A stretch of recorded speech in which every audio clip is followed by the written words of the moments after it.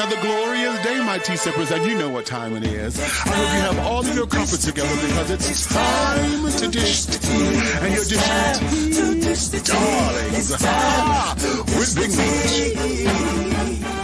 Can't wait. It's time to dish tea with Big Meach. It's time to dish tea with Big Meach. It's time to dish tea with Big Meach. It's time to dish tea with Big Meach. Darling.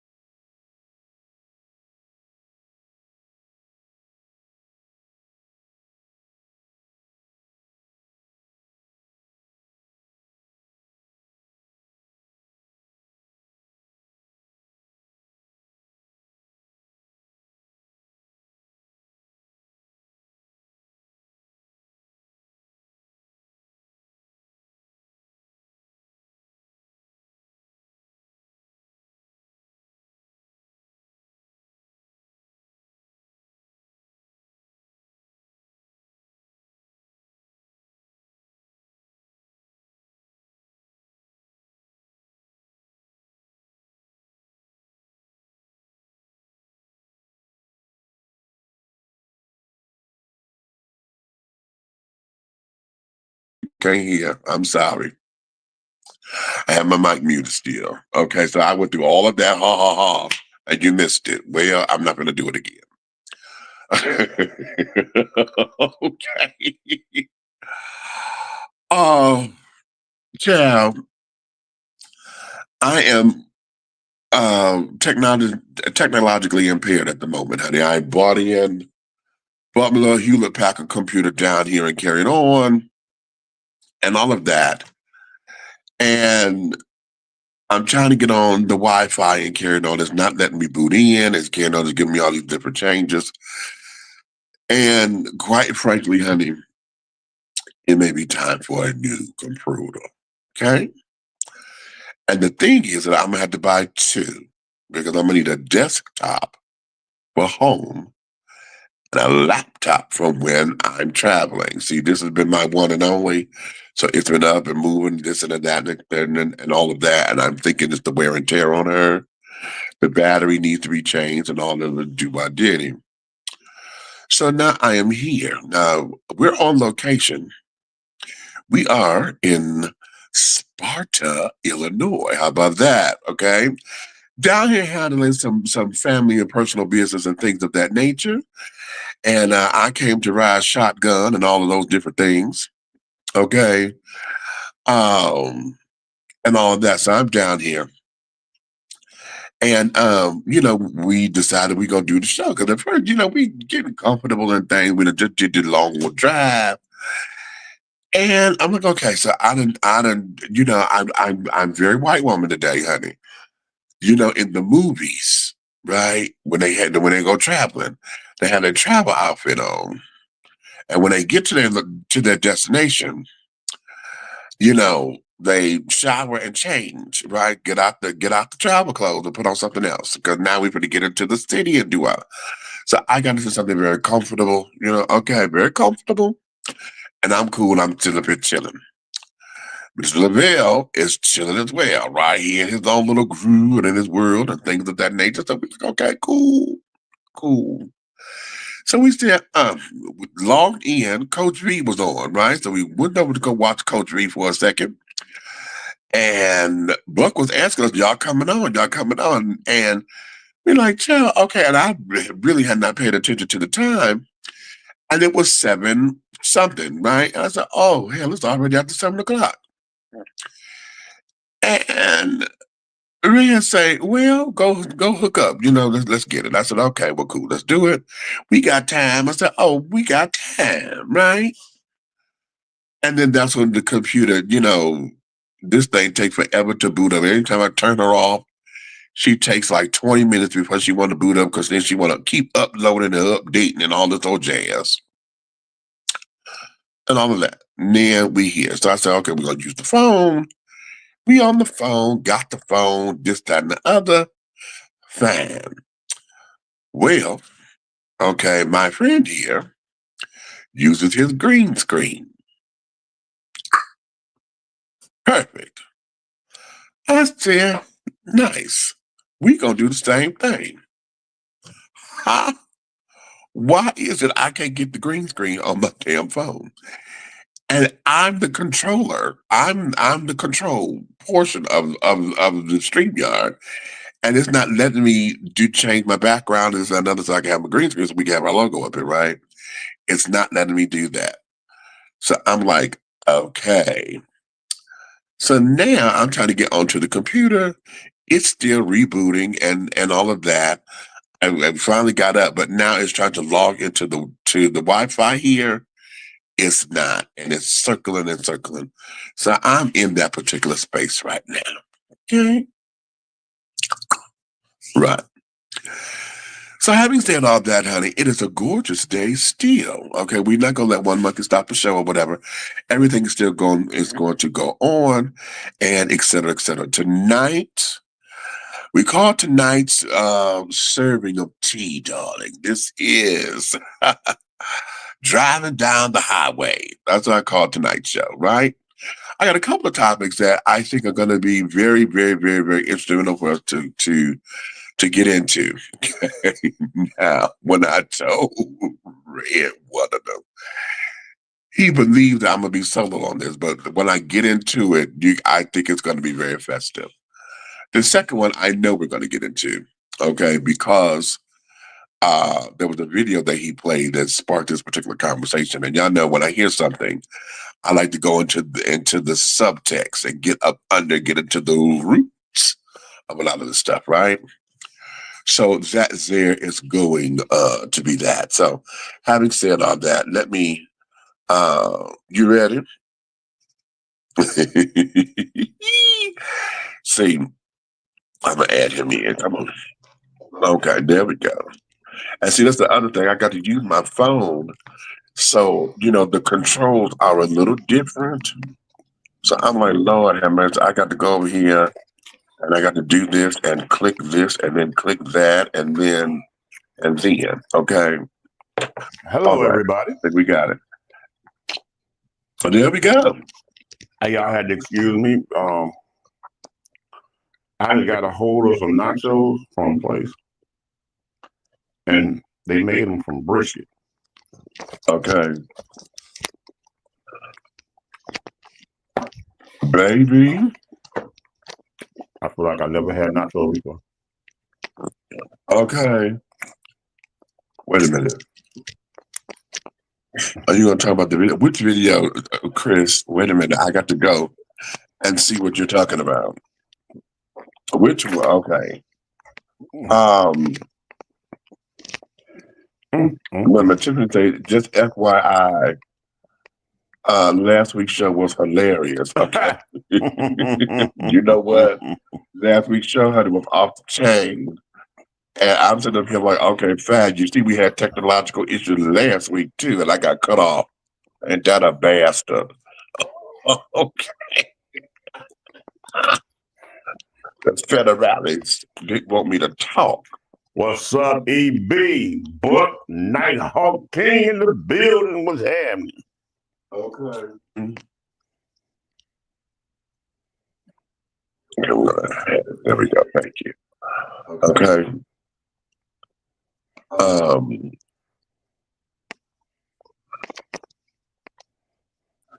What'd you say? Be good. What'd you say? Be good means you don't want Red to put you back in timeout. No, that wasn't his control, darling. That was not his control. Let's understand that. That was not his control. Okay. He know what it is, Tim. He know what it is.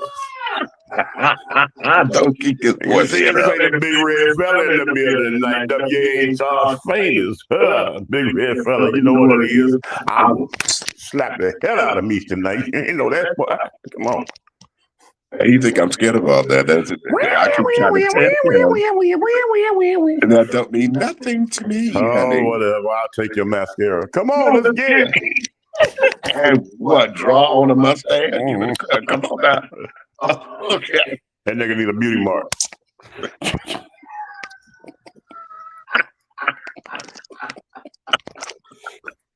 We'll call it battle scar. Okay. Now here, let's get into it. And what she said. That's what he said too. Okay. I guess that was the thing. Let's get into it. You start. The first topic that I want to talk about is let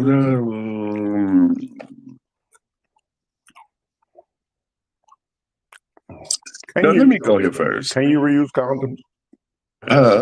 Can you reuse condoms? Can you reuse condoms? Right. We're not supposed to. I'm saying if you turn them inside out and use the other side.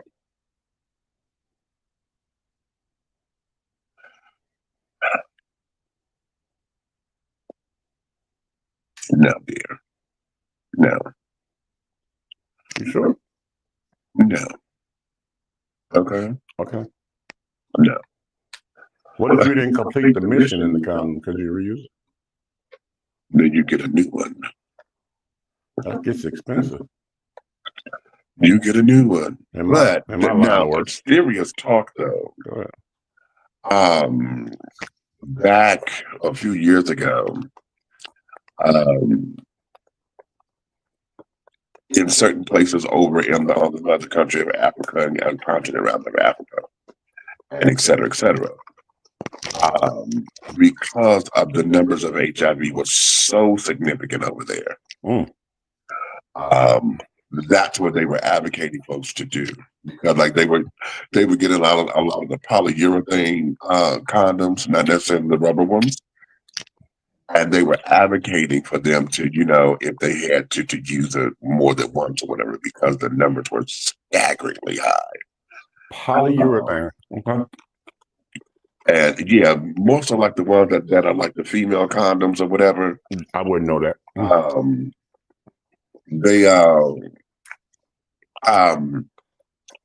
They're not a rubber base, they feel more like a little bit more like plastic or whatever. It's hard to describe.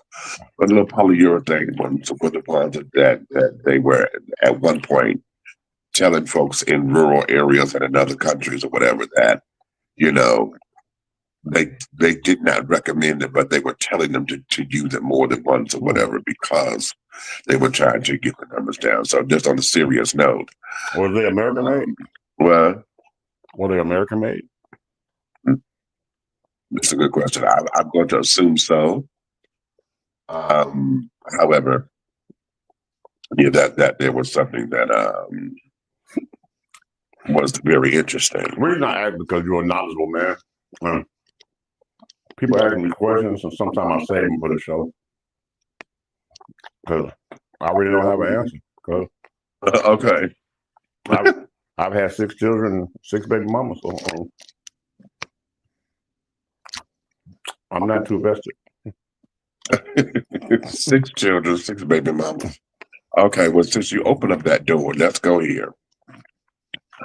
We're going to go into this part first, because I think it's easier to do. If I start with the gay stuff, some of y'all may get that way. Let's go here and understand a conversation or understand, do we really understand when men are conversing with us? Do we know the difference between a man sharing his feelings versus a man wanting to argue? Oh man, here we go again. Oh, this is why I don't talk to them. Well, this is why I don't just like to stay to myself and I just get on my phone and I don't. This is exactly what I mean right here. That's the kind of stuff I'm talking about. Oh. Okay. Example. Okay. Where the hell did all that come from? Right. And the reason why I posted, there was a video that we saw, and I was trying to upload it, but of course I'm going through problems. Where what up, Chris?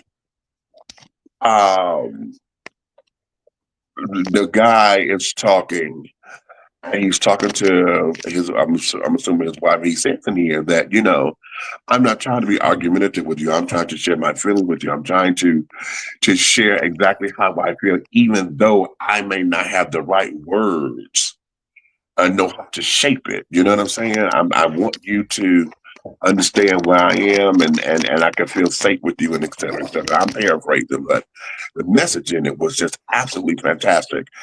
And when I was listening to that, I'm reminded of a conversation that I had with my brother. Okay. And when he and I were younger, the tone of his voice used to upset me. Did it? Okay. Did it feel authoritative? What? Was it authoritative type thing? Like did it come off as I'm talking at you and not to you? I saw it. Okay. Okay, I saw it. Because what it was like, as he was trying to express himself, he had that tone like, you know, he's trying to put me in check all the time. And I always had to ask him, who the fuck are you talking to? You know, because I had to remind him, you forgot who the fuck I am. Who the fuck are you talking to? Like that. I've been like, you know. You know what, this fuck over here. Every time I talk, see, he don't believe that I used to check my brother. That's what a lot of this is. I'd have been like, yo, ma'am. He don't believe that I used to check the fuck out my brother the way that I did. You know what they call me? They call me baby brother big draw, nigga. You want to see? And I had to learn with my brother, you know, when he got excited, because like when he get excited and passionate about something, which is a family trait, because all of us are like this. When he gets passionate about something, it does come across very, you know, strong. No. However, I had to learn how to listen, you know, versus and learn the difference between he's talking to me and this, that, and the other, and when he is, you know, trying to come at me, right? When I learned the differences between the two, a lot of our argument has stopped. Okay, a lot of our argument has stopped because I was able to let him be him. You know what I'm saying? What you're saying is the source of your argumentative annotations that you all went through a long period of time was your fault. I wasn't going to say my fault. No. I'm not going to say my accountability. Go ahead. I'm not going to say my fault. Until I took accountability. No, I'm not going to say my fuck you. And that damn accountability shit. No, he talking about a commercial. I'm not going to say it was my fault. I know you're not. Okay. However, when I recognized where I was at fault. Did you check yourself? Yes. Accountability. Yes. And I can't stand him. So because of that, then I was able to understand the difference. So when we were really at each other, we were really at each other. Okay. Versus him having to have, you know, when he wanted to have a conversation. And then as he learned how to express himself differently and carrying on. It became for a better conversation between us because what happened as he got older, he wasn't in defense mode of seeing me as the big brother. But let's and talk all that. relational on the subject matter, right? Uh-huh. That happens a lot in relationships, monogamous relationships, or marriages, right? Uh-huh. And instead of fixing the problem with simple communication and open, so just having a transparent, actual, type of way, a segue to each other, a happy space where you can doggone agree to disagree. Right. A lot of people take it and go into defense mode, and then they build the entire rest of their relationship on that defensive lane that never existed. Exactly. Because the person talking to you meant you zero harm. Exactly. But again, let's go deep. Mm-hmm. Could it possibly be that you're on a defense mode when somebody is simply having a conversation with you, having the moment of adult activity, adulting, when the actual person they need to be talking to is you? And because they're so passionate about the subject matter, you feel as if they're talking at you. Mm-hmm. So their passion is mistaken for authoritative anger toward you. Right. Right. At the same time, you either figure it out or you go into defense. And 99.9 times you take defense first and want to be argumentative or shut down or solemn. And this person has absolutely no reason to have a problem with you. Okay. Your defense has nothing to do with their conversation. Let's go deeper. It has a lot to do with who else you put in your mouth on. Ooh. It's guilt. Oh, and then he echoed. You know what? Okay. Let's go here. Let's go here because I want to throw this into the equation. Okay. One of the things that I have come to learn is also a detriment in this particular kind of thing, is that when someone has a very strong, resounding voice, okay, if it's a very booming voice, if it's a commanding voice, if they have a persona that is perceived to be unapproachable, okay, use your wows. Come on, proceed. Okay. Also, if they talk and they do a lot of cussing and they know how to say the curse word very hard, or particularly with men, everything is always bullshit. I'll fuck that bullshit. BINGO. And if it's that all the time, when they're going to express themselves, they're not necessarily calling you the bullshit or calling the situation the bullshit. This is just how they're expressing themselves. Oh man, fuck that old bullshit. You on some bullshit, and it's not that they're talking about you in particular. It is, this is how they're expressing because they're like, I'm not feeling that. However, we as human beings are like, okay, who you cussing at? Because now we done hit a nerve where it is, what we feel, cross the line because I'm trying to talk to you. You gonna sit up there and disrespect me by, oh, fuck that, nigga, you full of, fuck you. That's the one. Oh, nigga, fuck you with that bullshit. You want some bullshit. That right there, that right there, my brother, MEACH. Big MEACH. Big MEACH. That right there, that is a masculine connectivity man calling where it's like, fuck you, blah, blah, blah. Right. Because intimately, with your significant other, you're not going to just say, fuck you, you don't know what you're talking about. So-and-so, Denzel's a better actor. You're not going to do that. Okay. Okay. Well, now, you may drop an F-bomb here and there, but it won't be you. It may be a that. Okay, right. Okay, fuck that.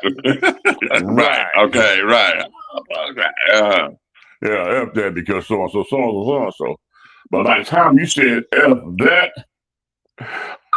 it got savvy. Oh, Exactly. this is my excuse to leave. Ray, I'm on the way. Do you still have that blow-up mattress? Yeah, you know, right. I'm tired of sleeping in this warm house. But yeah, you know. Okay. That's when they start to check out because that was their excuse. You know what I'm saying? They took your bass and your volume on a subject, and you dropping these profane words that had nothing to do with them. Mm-hmm. So either they mentally already halfway gone looking for an excuse to run, so they take defense to anything and everything you say. Exactly. Or right. They wasn't raised to be a communicator. It's just that everybody shut up and the mouth is rocked, and then they come back 2-3 hours later, everybody talking normal like nothing ever happened.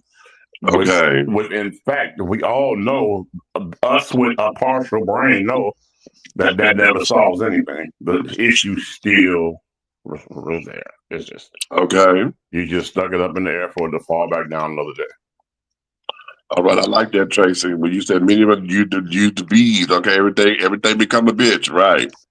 Yeah, because there's a lot of itches. Everything becomes a bitch, and then of course the rainbow community, honey. You know that's a term of endearment for us now. You know, so you all embrace the bitch. Yeah. Yeah, we y'all hug the bitch out. Yeah. That's not right, because in my community we hug the nigga out, my nigga. Same difference. Right. Exactly. And then no tea, no shade. Same difference. Right, bitch, you get it. See? Right. Fuck you, nigga.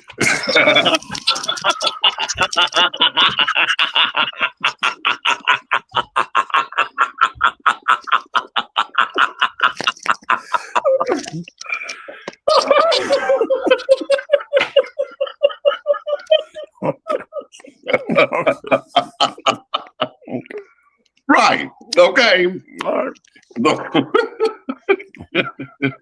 That was perfect. But oftentimes, when it comes down, I'm gonna tie this into an old argument that we have been fighting and dealing with when we talk about the identity of what masculinity is in this country and in the world, and particularly Black masculinity, because oftentimes we do not hear communication breakdown so thoroughly like that we do when we hear of Black men not being able to communicate with anybody. I'm just going to not say Black women. This is with anybody. Okay. And in other cultures, and even in the television programs or whatever, we will hear, oh, men don't know how to communicate. Men are withdrawn from their feelings and caring, which is a lie. That is a lie. Because we're not allowed to express them. Okay. But when it comes down to it, you know, Black men are always considered to be the angry Black man because, you know, how we express. We are a very demonstrative culture, and you know we're very expressive. So when we get to talking and this, that, and the other, and get animated and blah blah blah blah, blah. Can I ask a question there, Meach? Yeah. You and the rest of everybody that's on here tonight. Okay, I understand what you're saying about the persona of the Black man, right? But wouldn't you be mad if somebody was whooping your ass for so many years with a whip and dragging you through the mud and your hands got holes in them from picking cotton doggone 12, 24 hours a day, whatever, sun up, sundown, or somebody kicking you in the face, or somebody banging your wife out in the stadium over there like she's a stud or something, you know what I'm saying? Or I mean, then as time evolves, wouldn't you be mad if you had to go to separate toilets, eat separate doggone foods at separate restaurants, couldn't walk on certain sides of the street, you know what I'm saying? You had different water fountains.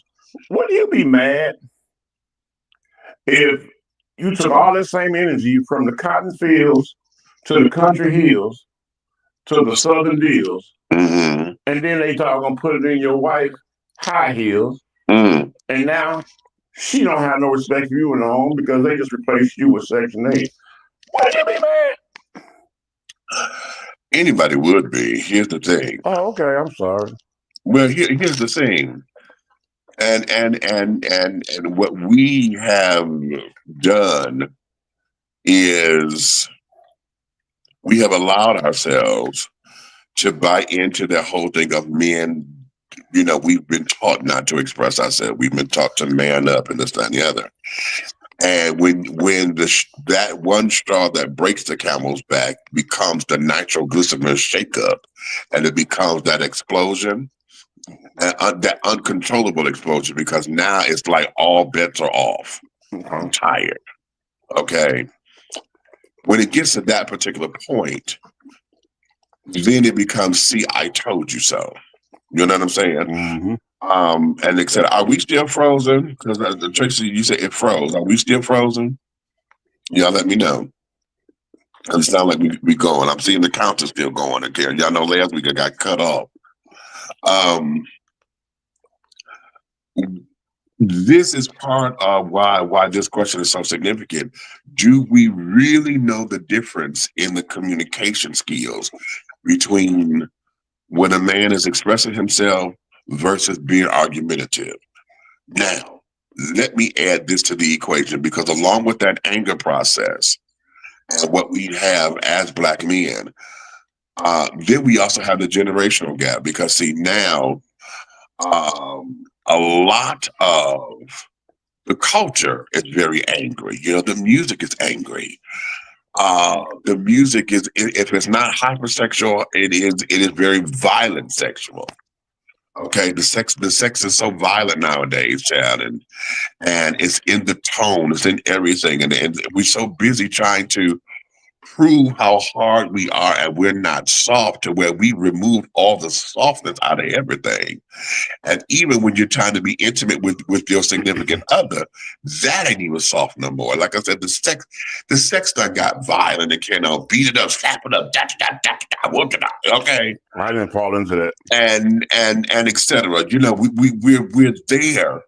And it's still this expression of anger. And now, if it is not done that way, you know, or whatever, folks are feeling as if you're taking my right from me, or you're not understanding me, I'm not being understood. Are we in a position as a society, as people, Black men in here, what say you in here in the comments? How is it that you interact with people around you? Do you feel safe enough to be able to express yourself in a way where you're not defending yourself? Because that's the other thing. In having to express oneself, is do you think they're being argumentative because they have to defend themselves? Or are they argumentative because you don't hear them and they feel as though, okay, I wasted my time. I pour my heart out to you, whatever, and all you got to say is,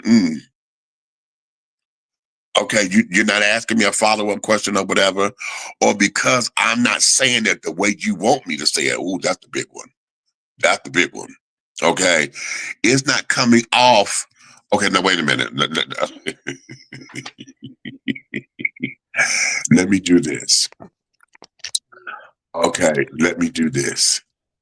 I'm gonna do it. I'm gonna do it like it when it comes down to hetero-attractional relationships. Okay. When a man is not expressing himself the way the woman feels he should, there is, you know, y'all know the dynamic when women feel as though they're supposed to teach men this and teach men that, you know, or that deafening silence. There you go, Tracy. That deafening silence when a woman do that damn silent treatment shit. Mm-hmm. Okay. Mental abuse. Oh, okay. And you wonder why he run off to somebody else's arms, because you don't stop talking and you want to withhold sex and you want to withhold this and da-da-da-da-dee. Yeah, because she's talking over here across the street with no clothes on. Okay, right. Now, in gay community, okay, all right,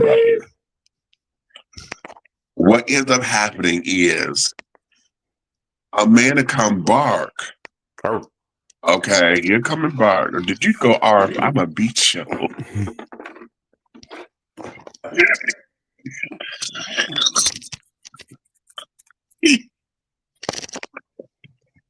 He's doing this to taunt me. Okay. I would never. And he crossed the finger behind his back. Okay. But in gay world, particularly when it's a gay man talking to a heterosexual man, okay, what then becomes what's supposed to be conversation, then becomes, why you got to say it like that? And I'm using me for an example because this happens to me very often. Yeah, because you got problems. Anyway. Anyhow. Anywho. Anyhow. Any whatever. Up yours. With the rubber hose. Oh, I know what you're with them.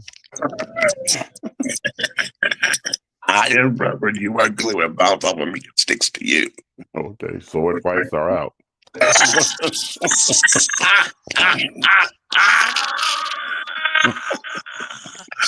Well, whack a hole, eh? Anyway.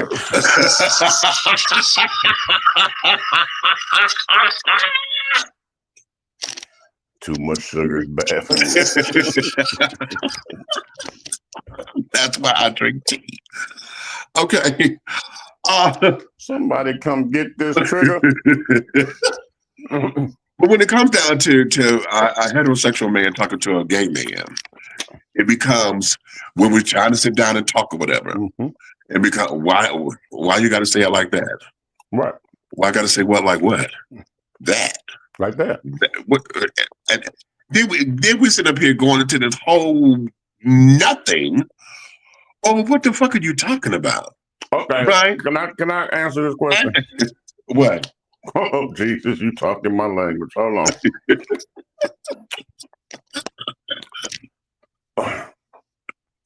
I'm going to ask the questions. Okay? Okay. I need you to give the answers. Did you know what? Did he just hiss? Did this fucker just hiss? Not at all.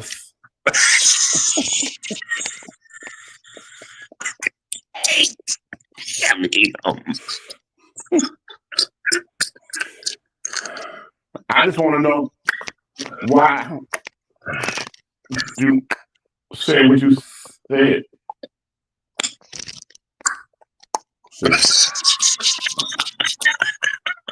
You see, Tyrone?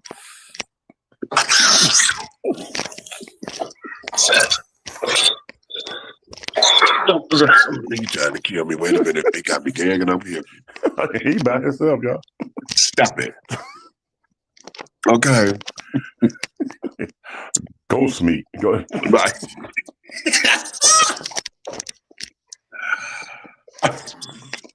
Anywho. Go ahead. But for instance, like, that's what they were asking about. Why we hiss and all that, pop and click and all that. Child, it's one of it's the thing. I have no reason behind it. It sounds like y'all swallowed a mechanic shop. Not necessarily. Well, okay, that was a bad example, but yeah, right. But a lot of times, you know, when having serious conversation, and it can become a slur fight in a minute, because, for instance, let's take the thug type dude. Okay, and I'm saying type because y'all when I say that, you get the visual immediately. Okay, so if they are presenting themselves in that whole street gangster persona, and they talking every other word is an F-bomb or some colorful word. Okay. And because I'm not one who talks like that directly, or because when I cuss back, you know, my cussing, it has, whatever's to it. It's like, why you got to talk like that, man? You mean it's as if my words don't have meaning or mine ain't taken seriously because it ain't saying what the You know. Yours have color. Yeah, okay. All right. If I say, yo, what up, Elmo? What up, what up, what up? What up? Oh, big guy, look. And then yours is, what up? Yeah. You know what I'm saying? You got that stretch to, you know, you sing it. What's going on? You sing it. You like, hey, motherfucker. You know what I'm saying? Everything's a song. You know what I'm saying? What is the song? Oh, okay. Just like earlier, here's an example. What? Last night I asked a question. Every time you ask him a question, he answers, he shakes. Listen, he asked me a question, and it was for the visual of the thing. We were talking about why do I need a visual with my answer? It's part of the gestures. It's like I talk with my hands. Okay. Everybody on the show right now that shakes their hips when they answer questions. They don't have to shake their hips. It's just that we were talking about hip huggers. Okay. And that's why the hips, my hips moved a little bit. What did you just say? We were talking about it. We weren't dancing and popping about it. I said because we were talking about the genie pants or whatever they were called. What was the word that he used? Hula pants, genie pants, whatever. Hammer pants. Huh? I thought they were hammer pants. No, no, not those. But we were talking about y'all know the harem pants or whatever it was, and he had a look on his face like what? And I said, you know, the hip huggers, and I moved I swayed my hip just a little bit, and no. That was that. We said what it was, and he said, I bet you got a pair of them. I said no, because I don't like hip huggers, right? And I just swayed my hips just a little bit to give the visual, because most of the time, when like he just said, the hammer pants. No, the hammer pants come all the way up. Hip huggers do just that; they come right at the hip, so they expose a lot of the booty. When I accidentally call them hammer pants, did you see me do the typewriter? I said hammer pants. You know, did you see me do that? No, because you're sitting down. Number one. But then if I was standing up, I would have just started doing the typewriter. You know but that's not how you express yourself. I do. The new R&B song.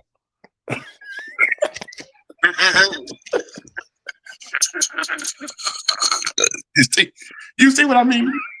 You see what I mean? So this is what Capitol Records coming. I do. Say Capitol Records in the call and sign you to a contract. I do. And now they call already did that song. Okay. This nigga talk. He's Vanna White walking. Okay. So where's my keys? Okay. Anyway, a lot of that when we talk about, you know, being able to express ourselves and black men, particularly black men, you know, when we express ourselves in this particular capacity, are we able to know the difference? And here's the bigger question. Do we even want to know the difference? Or are we just stuck on wanting to make a victim and a villain out of somebody? Do we just want to point fingers? Complaining she's trying to make herself the victim at all costs. Interesting. Because accountability is like a disease. Very interesting. That's a very interesting thought. Very, very interesting thought. I mean, think about it. A woman will shoot at you with a gun, right? Right. And go cry she needs a therapist because you gave her the gun. Okay. And she'll cry that you had all the worst intentions for her for giving her a gun. You see how I'm totally saying everything but the fact that she shot at you? Okay. Okay. Accountability disease. Okay. Wait a minute. I didn't hear something. I used to say that. I still do, as you can see. Coach V, what's happening, baby? Thanks for coming up in here. What up, Doe? Okay, Detroit in the house. All right. Okay. Wait a minute. I want to go to Gru's comments because groove and sit up here and her comments are always about the music because she's our resident DJ over here at WTEA Radio. But she makes sense because I've been saying this for a while, and we've been talking about how everything is angry, Yeah. right? And she says, why? Why did we replace loving funk and soul with angry horny music with no love in it? Why didn't anybody say anything when this shit started in the 90s? I have a huge problem with that. Yeah. Okay. Because it went from I wanna make love over and over, let me bang. Right. I'm like, whoa. Okay. And then our creativity has been thwarted because before we had a lot of double entendres in the song, honey. It was, and just to say something to mean something else. Okay, and it was sexy, it was fun, and carried on. Now we have no coops. But I thought we were headed in the right direction back in the day when the Clark sisters was getting played in the club. Right. When you in the club and all of a sudden you about to right. Right. All of a sudden, you know what I'm saying, people in there, they don't know whether to drink their next shot of Hennessy or order a Coca-Cola, you know what I'm saying? Right.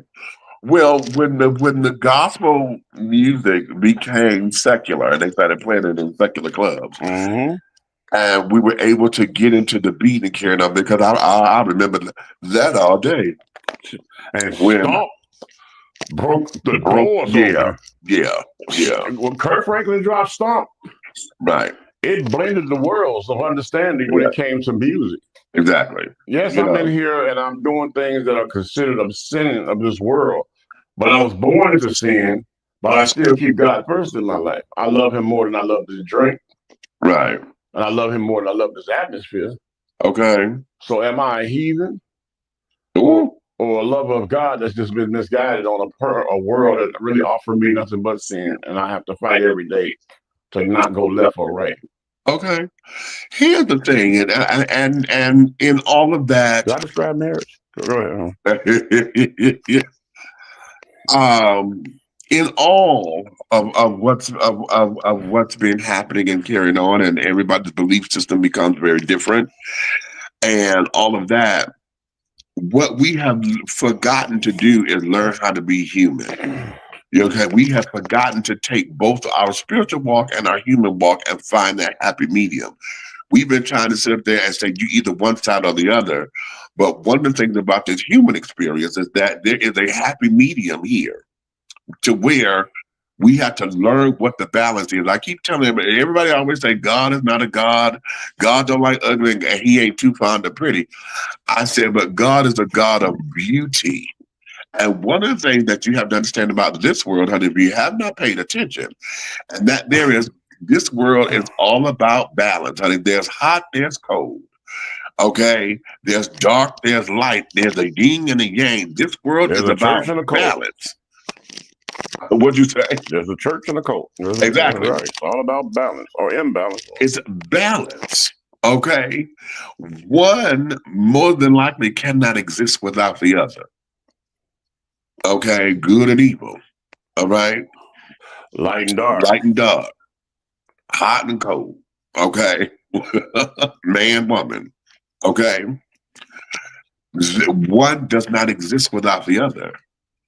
Okay, so there's a delicate balance here, because if one starts to take over and you don't have a balance, we get out of balance. That's where sin comes into play. Remember, a lot of the stuff that we talk about, and this, I know we're here, but I'm gonna tie it up in a second. A lot of stuff that we talk about when the church want to get on you about sin, when we talk about angry, when the church got mad that gospel music went into the clubs, but yet you're trying to tell folks you need to go reach the folks, but I got to go where they at. Oh, and why you over there? Okay. And carrying on. When they got mad about that, when they got mad at Kurt Franklin for taking and bringing the music to the people, when they still mad at him for how he danced and how he dressed us and carrying on. And it's like, oh my God, you no, honey. When we start to take that out of balance, because too much of anything ain't good for you, that becomes self-inflicted nonsense. That's what sin becomes. Mm-hmm. Because when you start to look at it, honey, everything that you're taught, what did they tell you, honey? Everything is in what? Moderation. Moderation. At the end of the day, though, we are creating in a mass production generations that have a very, very short attention span. Exactly. So if you think Lil Ray Ray gonna sit there and listen, I'm on in a row. Ray Ray ain't not gonna do that. He's not gonna do that. He's not gonna do that. I promise you. But if you go in there and you hit him with a Southern soul gospel mix, right? Ray Ray gonna stand on the pew, clap his hands, and profess his love for Jesus. And that's what you all don't understand. Reach one, teach one, but don't go over there. So what do you want me to do? Exactly. Now, let me break it home. Because we're talking about Black men and communication. Do we know the difference when they are expressing their feelings versus being argumentative? How many of y'all would use the church and church lingo, church language? How many of y'all would throw Jesus up into your Black man's face, especially if he's someone who doesn't go to church? How many of y'all would sit down there and allow, especially if he's a pastor, right? For those of you who have pastors, as Black men have pastors or deacons or whatever, how many of y'all would throw Jesus in his face because you're trying to get over on him? How many of y'all would throw all of this whole thing up in here talking about, I'm trying to pray, I'm trying to this? How many of y'all would throw the whole idea of the man is supposed to be the head of the house in his face, especially when he's on his low point? If he's having a low time in his life, or if he done got laid off from the job, or maybe he's sick, or maybe it's just he's human and is having a day when he is just being human. Okay, how many of y'all throw that back up in his face?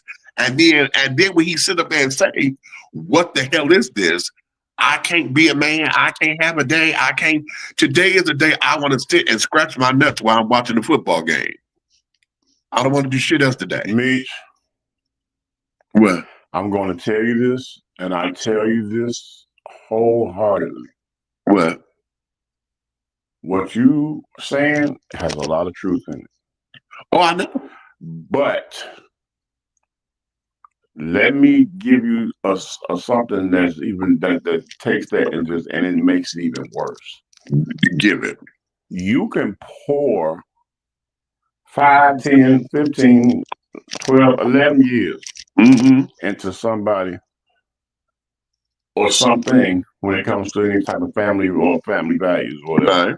You can provide. Yep. You can have them in a position where they don't even know what a job is or what it is to dog gonna pick up a pot and pan. You can totally do all of that. But at one spill of a drop of milk, nothing mattered. Ooh. You could spend almost $500,000 in 11 years, and it was as if you bought a piece of penny candy at the spill of a milk. See, right there. Right there. None of it, like you never done a damn thing. Like you are the trash beneath their feet. Listen, let's go back to communication. I'm trying to leave. I'm trying to move on, but I told y'all this was going to be big. When we talk about that, okay, Beyonce got the song. The first time I said no, it's like I never said yes. Okay. The first time I said no, it's like I've never said yes. How many of y'all have experienced that? Me, and I need y'all to talk to me. Okay.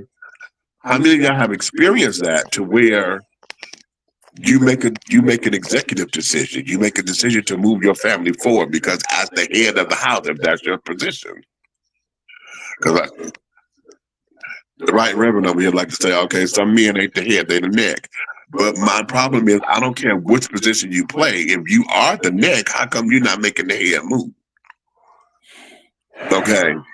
At the same time, because you're too busy not only trying to control the head, you can try to control the atmosphere that the head sees. Exactly. You can't do both. Okay. You can't do, and it's biblically just totally just disgusting to even think that you want to be the head of the household and you squat the piss. That's just too much.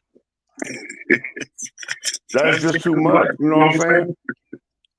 That's why you hear back in you always hear the stuff, the pimps, the players, the biblical, right? The max, the regular husbands. When they say sit your ass down over there, they talking to the woman because you used to sitting down. You know what?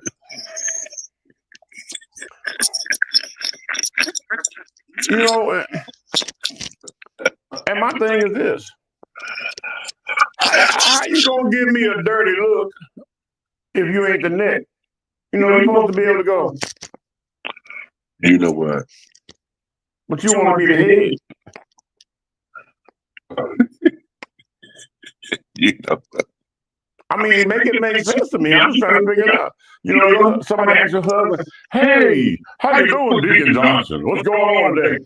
"Hey, man, did you know today all the fellas decided to get together? We're going to play football and we're going to hang out, you know what I'm saying? And everybody's going to donate something. And it's going to be an awesome good time. We're going to have a great godly time and everything." He won't be there. Because he has to take me to save a lot. Mm-hmm. And here goes Deacon. Next time, fellas. Happy wife, happy life. No, nigga.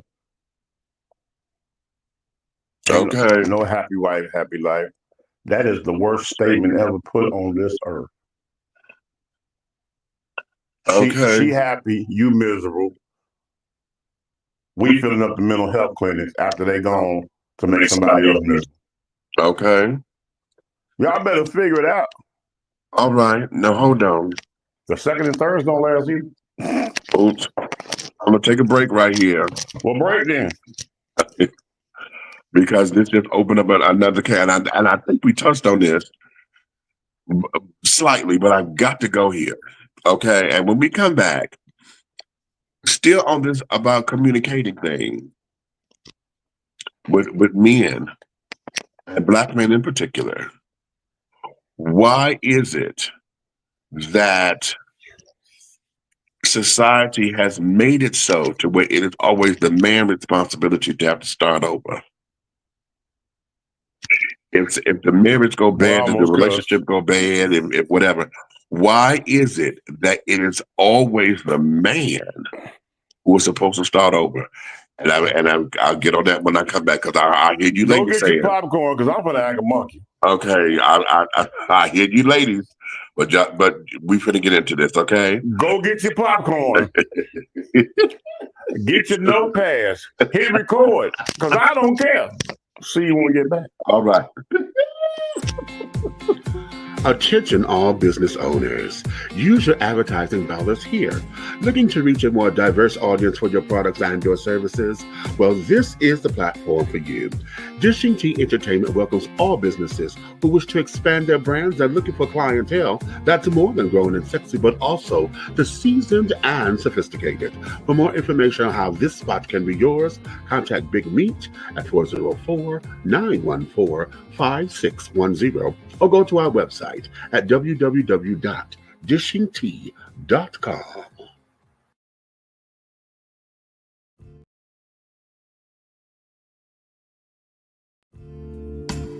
Be bold, be unique, be the tea, with a unique body oil fragrance from the Sensuality Fragrance Collection. The Sensuality Collection embodies a unique array of customized original scents created by Big MEACH.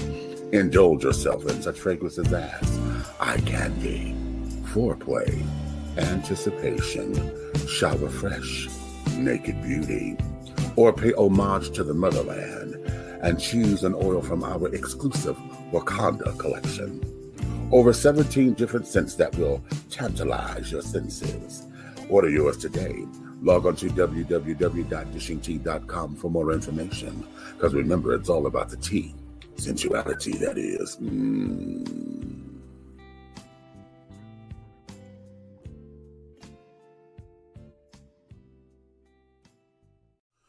Angelo Ellerby, the Henry Higgins of hip-hop, is the founder, president, and CEO of Double Exposure Media Relations. Double Exposure Media Relations is a full-service public relations, marketing, and artist development firm specializing in publicity, photography, artist promotion and artist development, makeup artistry, event production, and EPK development. Celebrating over 45 years in the industry, Angelo believes that a culture that does not take care of nor respect its artists is a culture that leaves nothing behind to appreciate. Let Angelo help you make dollars and cents of the entertainment industry. Contact Double Exposure Media Relations at 201-224-6570. That's 201-224-6570.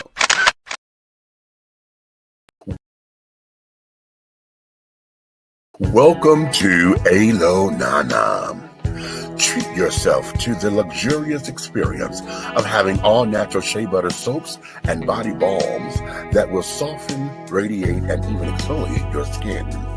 Alo Nana products are designed with you in mind to promote overall health and wellness the way that nature intended. No dyes, no colors, no chemicals. Just pure love, like receiving a hug from grandma. Get your Alo Nana today. Contact Aunt Nikki on IG or call 267-629-1364. Alo Nana, building a legacy, not a letdown. The views and opinions expressed here on Dishing Tea TV are strictly those of the hosts and guests of this program.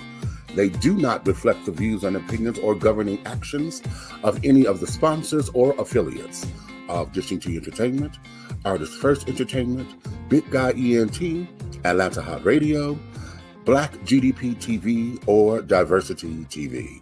Your viewing and listening discretion is advised. All right, and we are back. If you're just joining us and all of that, honey, you're listening to Dishing Tea with Big Meach, honey. I am yours truly, Big Meach. This is my wonderful one, my brother from another mother, honey. Okay. We doggy. Okay. Okay. My cohort, honey, and a whole bunch of other different things, honey. I'm going to call him my partner in, I can't say crime, because we don't do crime, honey. Okay. Not necessarily mischief neither, but you know. I'm the peacemaker. Let me just say my accountability partner. I used to be a asshole. Right. Then I took accountability. Okay. We'll talk in a minute. Okay, yeah. Before the break, honey, we were talking about whether or not Black men are able to communicate. When they communicate, do we know the difference between when a man is expressing himself and expressing his feelings versus when he's being argumentative, or you are thinking he's being argumentative? All right. And we went through a whole bunch of stuff, but I came across this because I know this dynamic exists, and that there is, in his need for communicating, his need for wanting to get his feelings out, and his need for trying to show you that he cares and this, that, and the other. He may not say it right. He may not have the right words. It may sound a little jumbled, but he's trying to find his safe space to do it. But when you take it upon yourself to ignore it, not listen to it, misunderstand it, you don't ask the right questions for clarity, you jump to conclusions, all right? And then you call it quits, right? Whatever the relationship, the marriage, or whatever, it ends.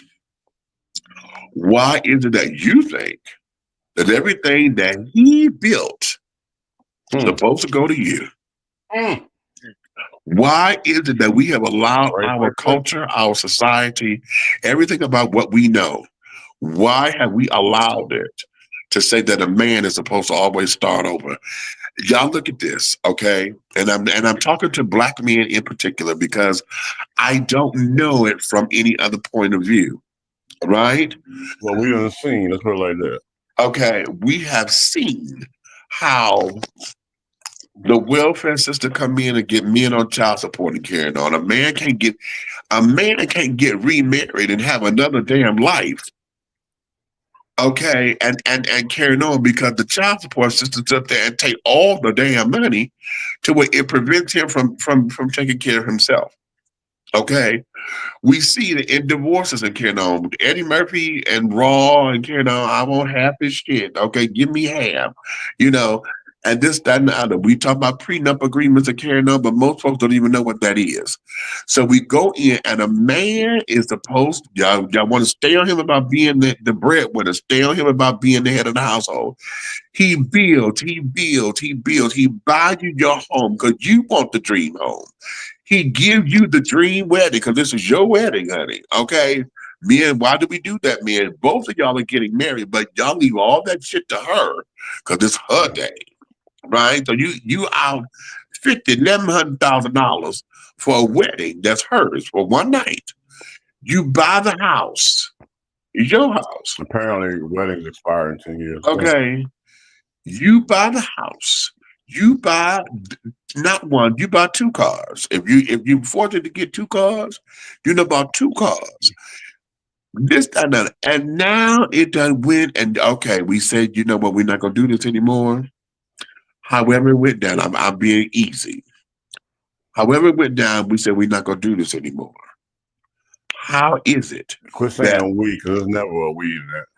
Okay. How is it that a man is supposed to just walk away from it?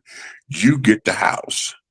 Well, I got his kids. No, he had the kids too.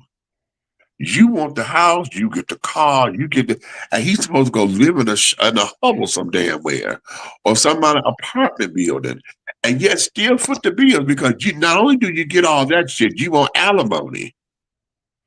Okay. And yet he's supposed to take care of all of that as if y'all still together and still have a life. Hello? Hey, MEACH, this just in. What? Apparently, a man has just lost everything he ever owned in a divorce proceeding. Okay, and what? Oh my God! Oh my God! He set the entire house on fire with everybody in it. Ooh. Oh my God! Oh my God! Okay. Right. Oh Lord, have mercy! The dog is on the grill. It's amazing. The dog is on the grill. The dog is on the grill. The house is ablaze right now. There's a note. What does it say? Hurry up and read it. It's on fire. Hurry up. It says, "This is some bullshit. We both homeless." Oh my God! Back to you, Mitch. Okay. So let's talk about that.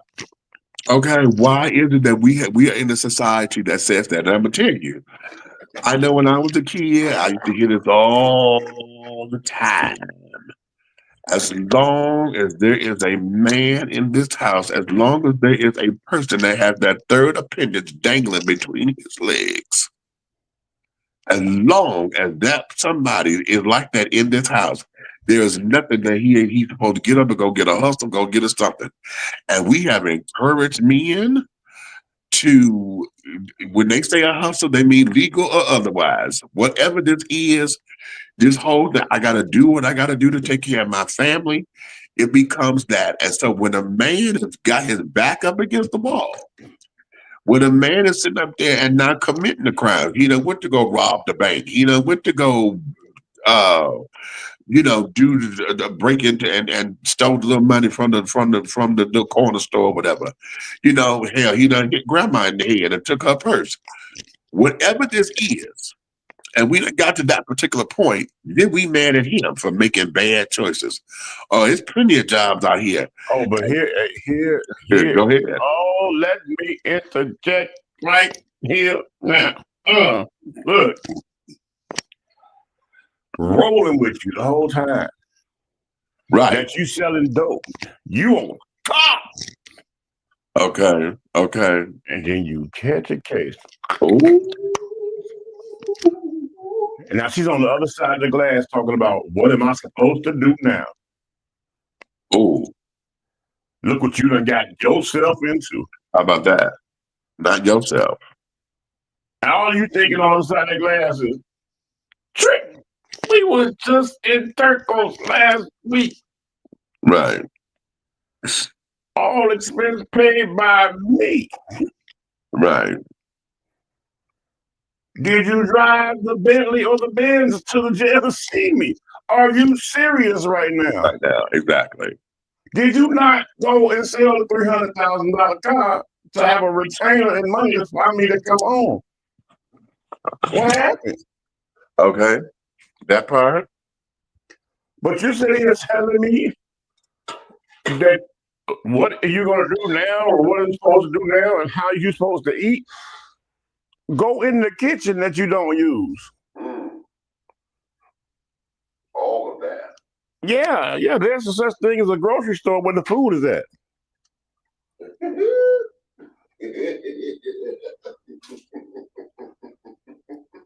If you can't find your way around there because you don't know the alphabet or you can't count, well, just have it delivered to you. Mm-hmm. Matter of fact, how about you just do this? Google a recipe. Wait a minute. YouTube the doggone instructions. Don't do that.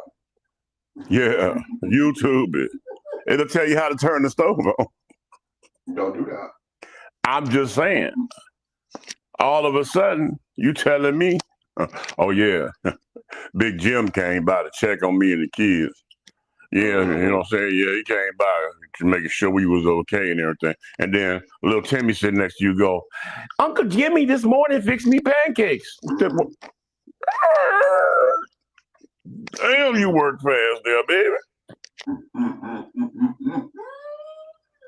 But 9 times out of 10, the unsatisfied woman that you can't satisfy has already have checked out within a year. What I've learned recently in my life, you know, is that most of the time they've already checked out 2 years deep into them leaving.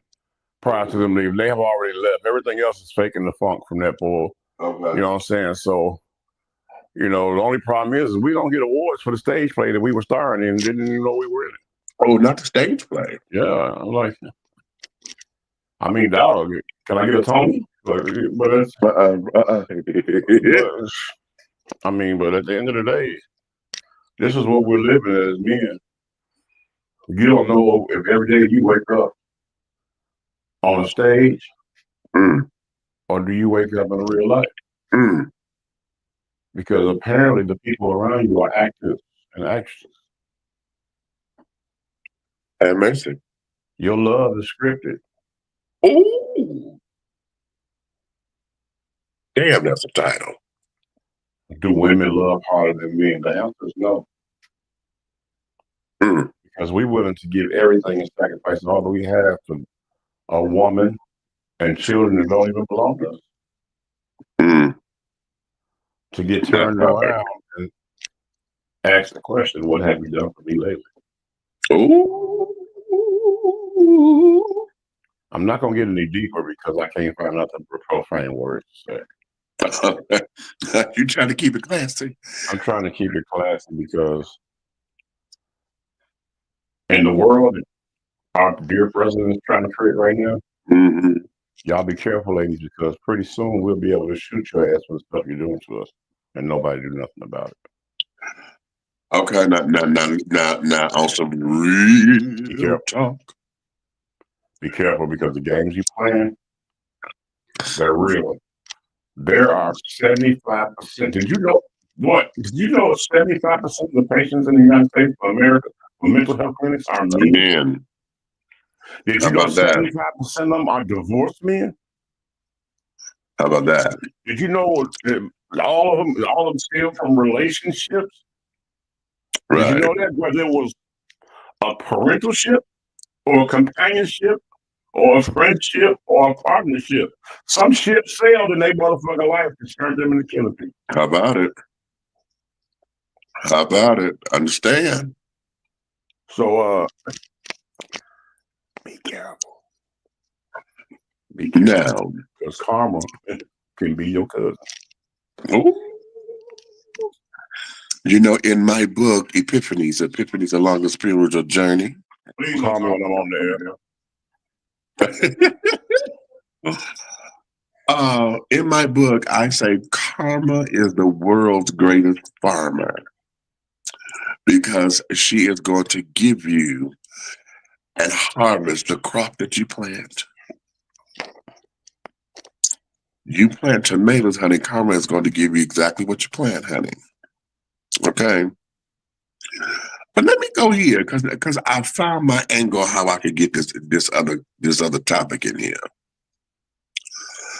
I'm still on Black Mia, okay? And it's a communication thing. But I had my friend Haji say this to me a long time ago. And when he said it, I want to take a razor and cut his fucking throat. Okay?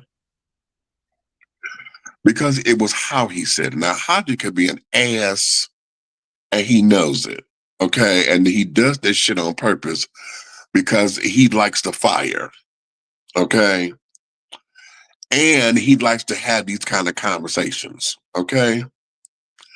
He said to me, he said, you know what? He said, gay men, Black gay men. He said, I don't know why this is such a phenomenon for y'all. But y'all want to sit around here and act like y'all are single Black mothers. And I said, what the hell did you just say?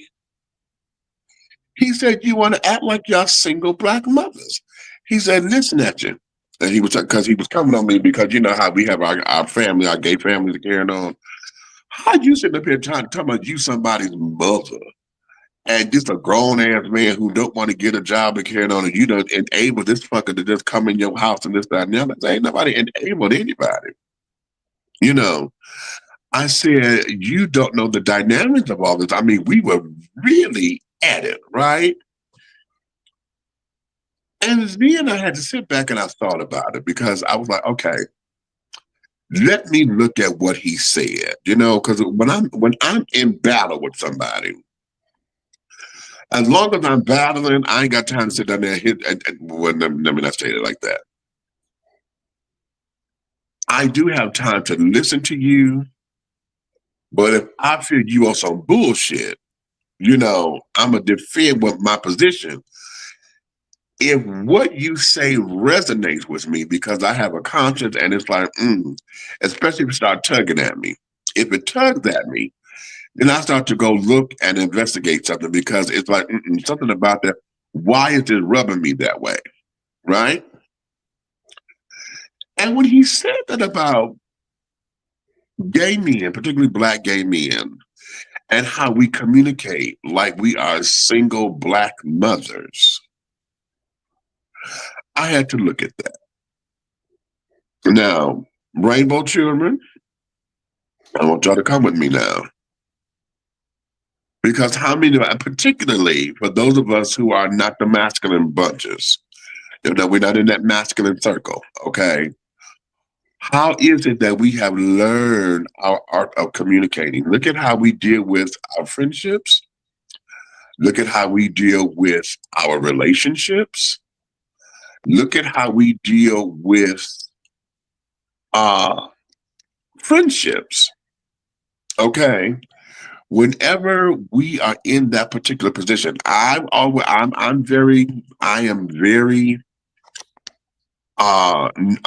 nurturer. Okay, so I'm always in mother mode or whatever because I've been raising kids for so long to where it is a natural thing for me, right? And I go into protection mode. I go into, you know, wanting to fix shit all the time. I go into that mode like it's second nature, you know, like I'm blinking my eye. Okay. And there are times where I would be in conversation and I'm hearing my mother come out of my mouth in a way that she's coming out of her mouth to my dad. So and here's where it is.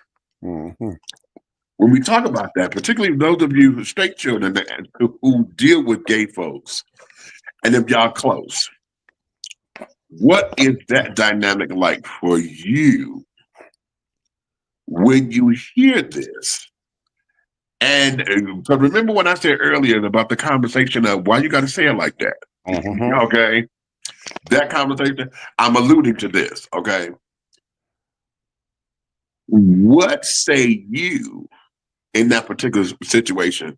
Because I know now that I'm over 50, I'm so much better at it. I haven't mastered it, but I'm so much better at being able to stop and check myself. Right. Okay. Because at one point in time, you gotta be able to stop and check yourself when you get to a certain age, you know what I'm saying? Because, you know, there's a difference between a young broad and an old broad. Once you become an old broad, you gotta doggone figure out exactly how to handle yourself, you know what I'm saying? Because publicly, people are watching you, you know what I'm saying? You can't always be walking around acting like an old bitch, you know what I'm saying? You gotta be, you know what I'm saying? You always gotta check yourself. I mean, I understand. This is cool. you know what?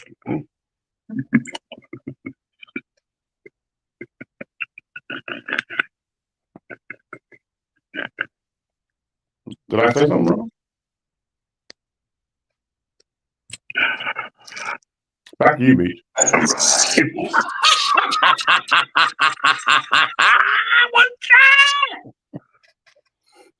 You know. Lord have mercy. Okay. Wait a minute. What's this, Tracy? Some do talk to their partners in relationships like their single mothers did on their relationships. Okay, right. That's true, Tracy. Okay. And What's here's up, Tobias? okay. Oh, yeah, I just saw that. Hey, T. And then wonder why it isn't working, because it didn't work for Mama. Yeah, it didn't work then. But here's where it is. Can we go here for a minute? Nobody gonna stop you. Okay. Who can? You heard that he sung it. Who can? A new R&B song coming out. Young man.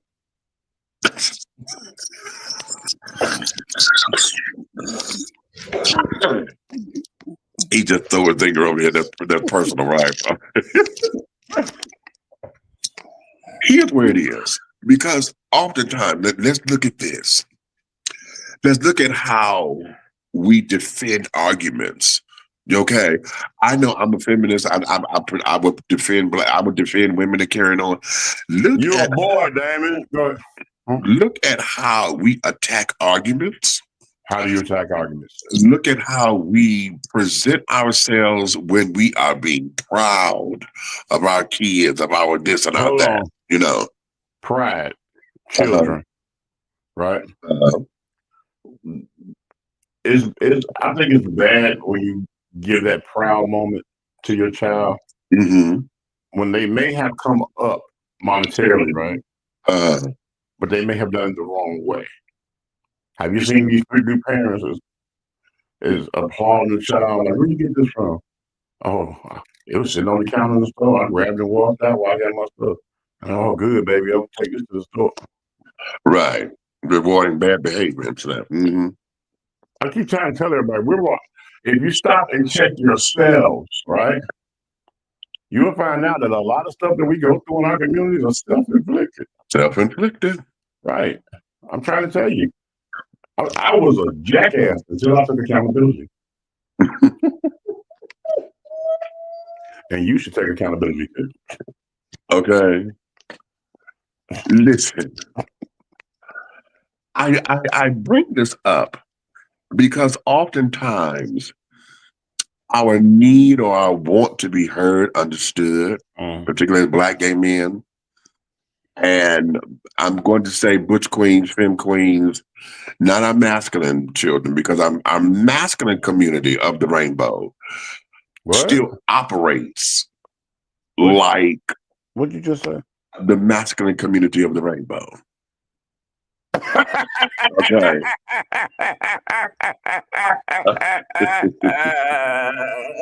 Okay. The masculine community of the Rainbow. Okay. That shit was funny as hell. Okay. All right. Ain't shit masculine about the rainbow. Go ahead. Lies. Garbage propaganda. You're not in it, so you don't know. Young man. Okay. and see, and the T is that you won't know because they blend in. Okay, they blend in so that you don't know. Okay. Oh. What is it? Sometimes it's all about how they were raised. Charity begins at where? Home. Okay, Tobias, you said that. They're fruit spies. Okay. That's what we call women. Okay, women who love gay men, fruit flies. They used to be fag gags, but we call them fruit flies now. And God, that's a perfect name because God damn it, they're annoying. Okay.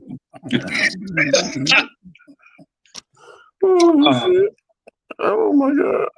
I'm a strong gay man. But the masculine sector of the rainbow, yeah, you know, doesn't respond. You know, a lot of them, you know, they are pseudo homosexual, pseudo hetero. What? Okay. Say it again. I said they are pseudo heterosexual. Or pseudo hetero. I'm gonna call them heterosexual. They're just pseudo hetero. They live their life like they straight men or whatever, but you know, they who they are. Particularly pseudo hetero. Yeah. Y'all need a dictionary. Go ahead. Okay. And so they don't come across as the same way as a lot of the butch queens or the femme queens do. Okay. You like that fruit flies, Tobias? Yeah. Okay. Yeah. So when we looking at that and they're interacting with other heterosexual children, you know, are we even taken seriously a lot of times? You know, is it because as Red pointed out, you know, we whatever this damn gay lisp is that we talk and all that extra, you know, and we get that lazy tongue and this, that, and that third, and we're trying to talk all cute, you know. I mean, and when we do all the colorful shits, are we still taken seriously? No. Is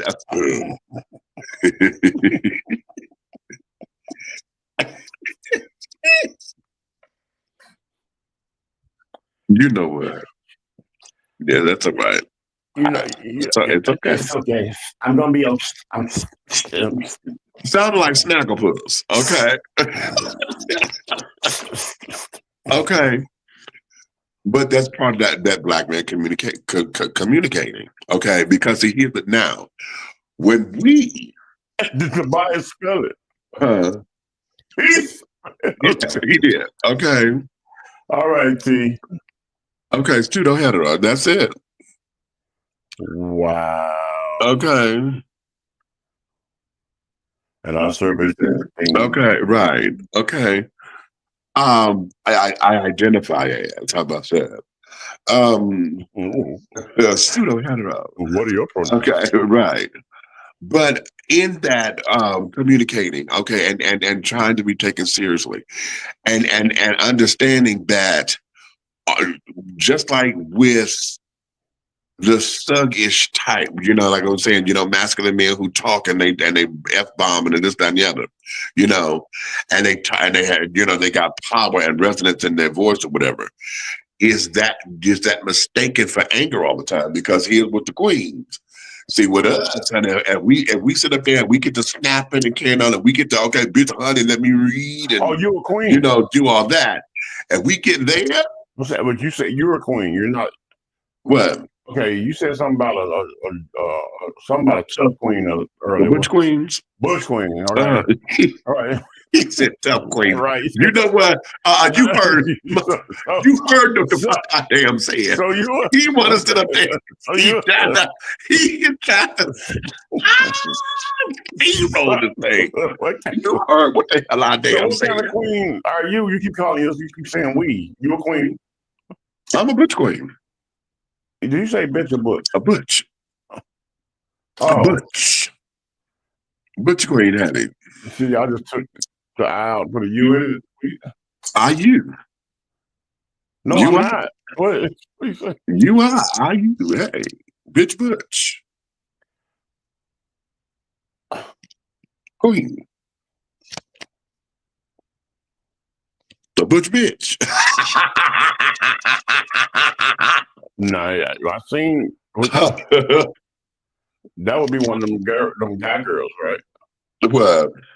A butch. A butch bitch? That's a guy girl, right? No, we don't call them that. They're just AGs. No, okay, I'm talking about the girl. They were born a girl. AGs. AGs. What AG, aggressive girls. Aggressive girls. Why are they aggressive? Because they're masculine. I thought they were just butch. But we don't call them butch. We don't call them butch bitches. They're AGs, or the old term was studs. So I'm gonna call them butch girls. It's like a butch trying to be a Negro. We're gonna call them butch girls. Which what? Butch girls. Butch girls? Yeah. Negroes.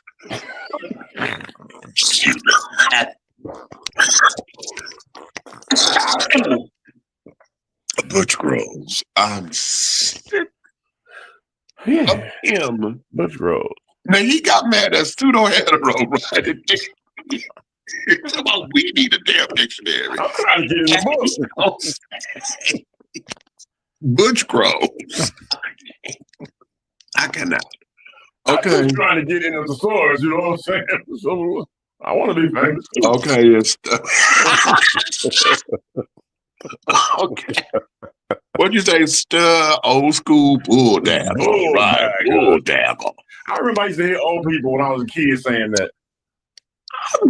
You know what? I got to look up the etymology of that word, honey, because I'm like, what made a lesbian a bull dabble? I guess she had throw her dart and did it right. Yes, I'm still trying to understand where the hell that term come from. Because I never is funny as hell. Okay. I'm trying to understand it. But anyway, Go when we, you know, in expressing ourselves, and like I said, you know, we neck roll or whatever. Yeah, why is that? We sit up there, you know, we get now I talk with my hands, you know, my fingers get to going. No, I know what you said. Okay. Then my fingers get to going, so I know I'm that. And you know, we okay, well, we do that. I know you got the lucky charm here. Okay. Just after the luck, I'm not entertaining him. Okay. So, you know, when we doing all that, and when we get to clapping, you know, the clap. Okay, this just a carpet muncher. Okay, yeah, that's old. I used to use that one. Yeah. I used to use that one, and I invite them to be carpet munchers because I pretty much don't like feathers on my chicken, so they can have it. Pluck the feathers. Yeah, I don't like. Anyway. You know, anything with a bird, honey. No, take the feathers off, please. Heard that straight from Butch Bitch Queen. Yeah. What he said. But again, are we taking seriously when we do all that? When we try to express ourselves? Because I know, you know, it becomes all of that. You know, I'm very, you know, like I said, talking my hands. I'm very gesture prone or whatever. The language gets colorful, yeah, and not because I'm cussing, but because I would use, you know, we use words like kaflama and you know what's the tea and this that, and the other. Okay. I've all the time. I have yet to ask you this. What? Childhood trauma. Look, I used to take the subway. For you all that don't know what the subway is, that ride the horse carriage top of the ground in the city. We ride in a train that goes under the city and takes us to the other side of the city. You have to look it up. Okay? Yeah, you have to. Yeah, yeah.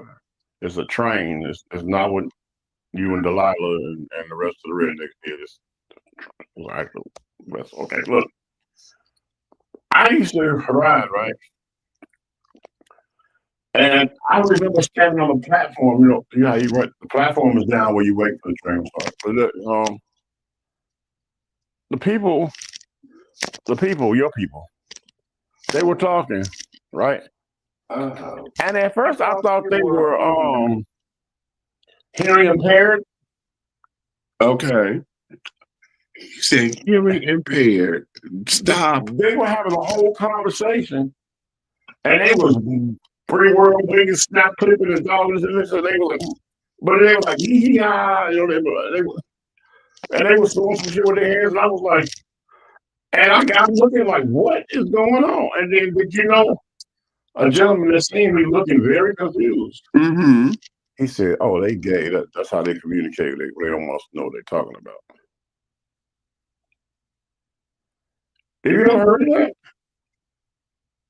They gay and what? They didn't want us to know what they were talking about. They had their own. Yes. You know, every culture has their own little their way of talking or whatever, to where, you know, it is to upset the masses so that we can have our own little conversation and you know what we're talking about. Especially when we talking about trade right in front of us and we try not to get a beat down or whatever. I didn't care when they talk. I was just confused because nobody looked like they were deaf or something like that. You don't. You know what I'm saying? I was just.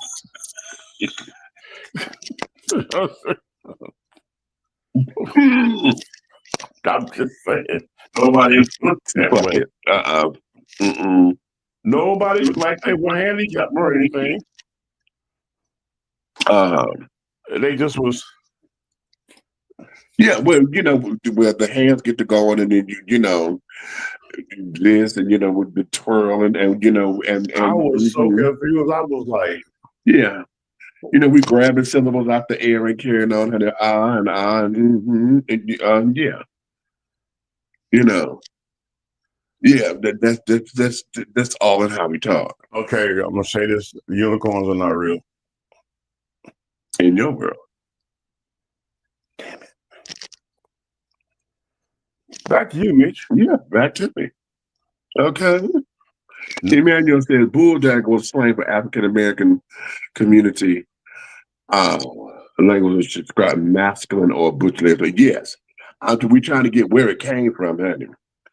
Okay, I got to go look and get the origin. The origin, honey, the etymology of it, honey. Okay. I'm going to say talking with the hands. Exactly. And see, we were talking with our hands, not talk to the hand. That came later. Okay. Wow. Okay. So, you know, it's all about when it comes the gay's been around forever. Forever. Forever? Forever, ever. Wow. So when it comes down to it, you know, and it comes down to understanding us as Black men, regardless of orientation, it's all about expression. Oh, go ahead.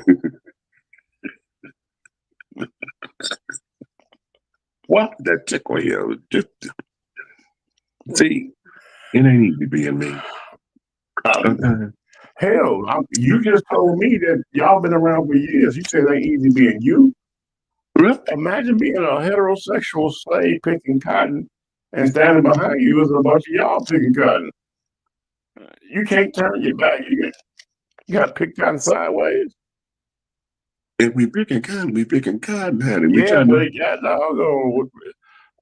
my cotton got more cotton than you because you're not paying attention to what you picking. You wait for me to bend over and grab cotton. If I'm picking cotton, honey, we sit up here trying to keep everybody from getting their ass whooped. You thinking what you see? Here we go. See there, you're thinking about the wrong shit. Y'all say that, but then you start talking in random syllables out there. And that's what I'm saying. Y'all think y'all listen, honey. No, y'all think y'all see. You want to act like, oh, nobody paying no attention to you. Girl, you got on BVD. How'd you know that? Because you bent your ass over. See what you just said. You weren't paying attention. See what I said, well, nobody said they're paying attention. You paid attention to the wrong things. No, man. And you worried about the wrong things. Why? Yes, we worried. You worried about the wrong things because here, if everybody out here working trying to keep from everybody getting their ass whooped, honey, just because I told them later that you had on BVDs because you happened to bend down does not mean I was trying to attack you. You were looking, and you was looking here too. Shit, you gonna tell me how much cotton I'm picking and you ain't? Because I'm watching you watch me. Listen, you wouldn't be watching me watch you if you were there. I would not be watching you here. I'm sitting there picking, look up, you bit down. Oh, he got a BBDs. I kept going. Why you all in my BBD? Because your BBDs You is should be in in my your bag. cotton picking bag. I was in my bag. I reached up. Oh, thank you. Kept going. Big go. We know how to multitask, honey. How you got time to do all that? We know how to multitask, honey. Trust, honey. Y'all were the ones that sitting up there trying to go That's get. where them pimps got that from. They just beat your butt for reckless eyeball. There You ain't ain't no reckless eyeballing my ass, child. Listen there you here. go. See, you had to put the ass in. Okay. Yeah. See, this is the etymology. Bulldagger is a pejorative slang for a very masculine lesbian, which often carries a more racialized meaning than in synonyms bulldyke and bulldyker. Okay, that there is not the etymology, honey. That they're telling me what it is. The etymology is trying to tell me where it comes from. Why did bulldagger become the name bulldagger? Not what it means. We already know. Y'all done said that 5 times. We know what it means. Go to the next. Okay. Hold on. Hey, what's up? Jesse Peck of the legendary Spinners. That's my bass voice right there. What's up, Latrobe? Okay, Jesse. What we're trying to say is there's not BBD, it's BVD. And it's back in the day when they had BVD draws. You should be old enough to know that. He knows that. He knows that. Listen, Yeah. Jesse, what time is it? You know I like him doing that. 12:45.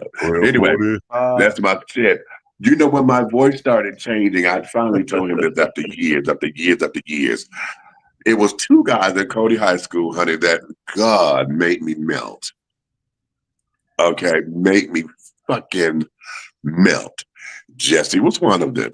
He put it in there 12:45. 12:45. Okay. That's right. What's happening, bro? I love Jesse? Spinners. I'm a Spinners fan. And baby, it was Jesse and motherfucking Levi Drew. What you know about Levi? Levi was in my Spanish class. Jesse and I were in La Trope des Arts. We were in our acting class together throughout our time at Cody. But Levi was only in my Spanish class. And Bueno. good Lord have mercy, honey. He was 2 seats behind me. And you know, we did the first day of class. You know who all behind you, boy. You just been messed up all your life. We were just the first day of class, and we sit there going through. We had to tell our names and this, that, and the other. And it came, my role came on. Hey, let me baby, show me how you introduce yourself. What? Oh, you're so dumb. You are dumb. You are dumb. And so when it came down, it was my turn. Hi, my name is Demetrius Taylor. And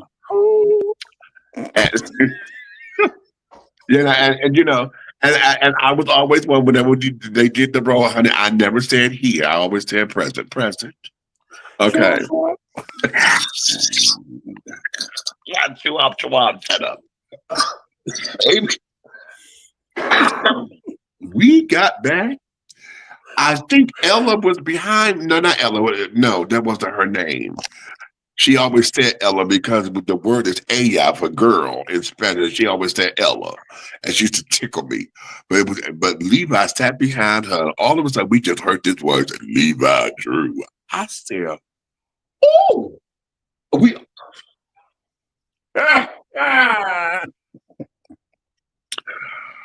I was 14, 15 then. I was like, who in the fuck? Right? Yeah. But Jesse, because I was around him the most, when my voice started changing, I told y'all that story. My mama did that to me, right? When my voice started changing, I would sit up there and use Jesse as my barometer. And I was trying to get my voice to be like he is because I liked his resonance.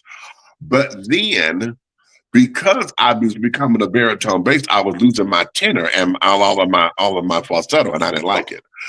it took me years before I had to learn the power of my voice. And I did not really appreciate the power of my voice until I was well into my 20s. Well into my 20s. And I was at Unity Fellowship Church, Detroit, singing in the choir. And I had a stud lesbian come up to me.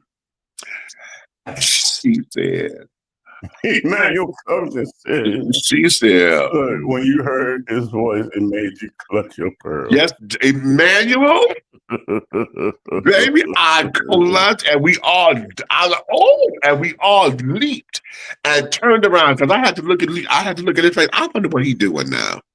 I would love to see what he's doing because after Spanish class, you know, he was around the school, but I really didn't see him and carrying on. But I just know he probably got 16 damn kids somewhere, or whatever. Because that voice was a panty snatcher voice. He had the voice to snatch a bitch panties for real. And it's those moments where you wish you was a bitch. I was like, oh God, why wasn't I born a girl? I thought, okay. My plane is landing. I'll talk to y'all later. Thanks, that's Jesse, honey. They on, all you right, know, Jesse, you must be there on time. 12:45. okay. The Spinners, you know, he's on tour and carrying on. They're still doing the gigs. When y'all coming back to Atlanta? That's what I need to know when y'all coming back to this area, honey. Because I see they were I think in Indiana, and some of my Latrobe friends, and they drove down to their concert and things. I got to go see my boy do his thing, honey, with the guys. So that's fun. I do have celebrity friends that I'm very proud of, and I went to school with this one, honey. So Cody High School, class of 1987, honey. Cody Comments, baby. So there is that. But baby, yeah, Jesse's voice was one that I was using as a barometer to get that richness and carrying on. And then I had to learn how to do it myself and understand where my countenance and stuff is. And going back to communication, to tie all of that together, there are moments where my voice, my sister told me this when I was helping raise them. You know, they always call me mean. You're mean? I'm not mean. I'm like, no, I'm not mean, honey. You know, y'all just couldn't get away with the shit y'all was trying to get away with. You know. But I'm told this by other people. When I get into this cadence, it's a cadence I get into or whatever. That a lot of folks, you know, I'll send you our concert schedule. Please do.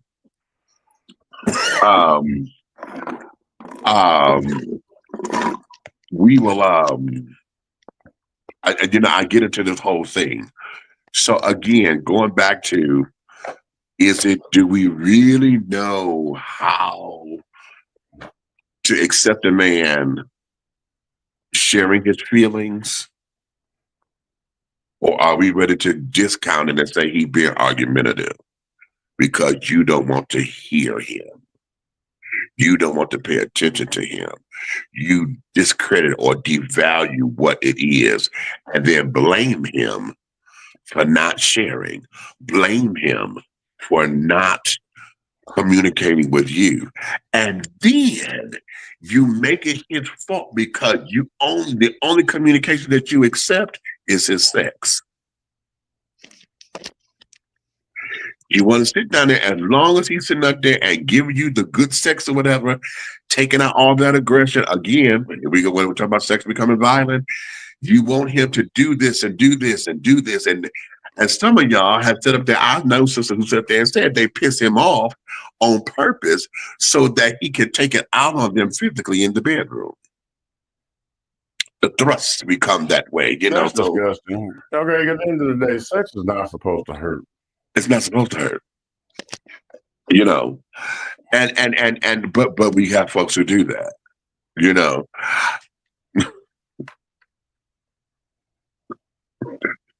I am gonna say this. I'm saying out loud. I teach this to women. There's certain words that only should be used in the bedroom.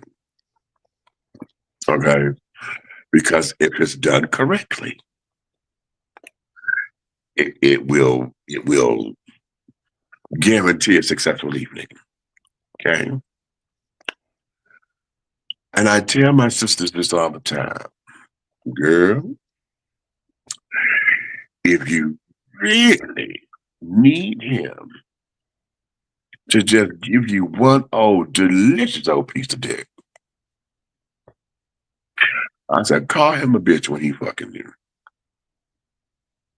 I said, but you got to do it right. You can't do it. You can't do it haphazardly, right? I said, and watch, because see, you don't want to damage his ego. You just want to get his attention so he can put you in your place. Okay. That is not some good advice. However, Nigga will beat your ass. however, it's worked. And so, Yeah, in the sick world.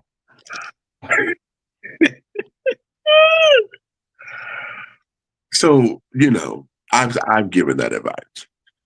That's some But at the same time, reverse hatred advice. He's trying to get y'all choked up. well, I can't get them choked up because now that's where they're going. I told you they came violent. Yeah, y'all sitting up there snatching them by the neck and got the neck all like this and shit, grabbing them by their mouth, and you know that.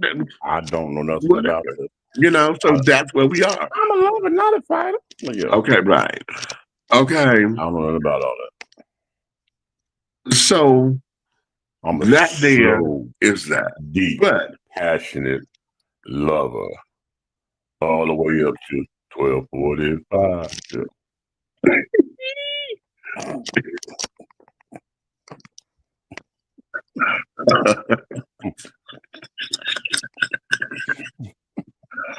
I'm so glad that song said 12:45 and not 4:20.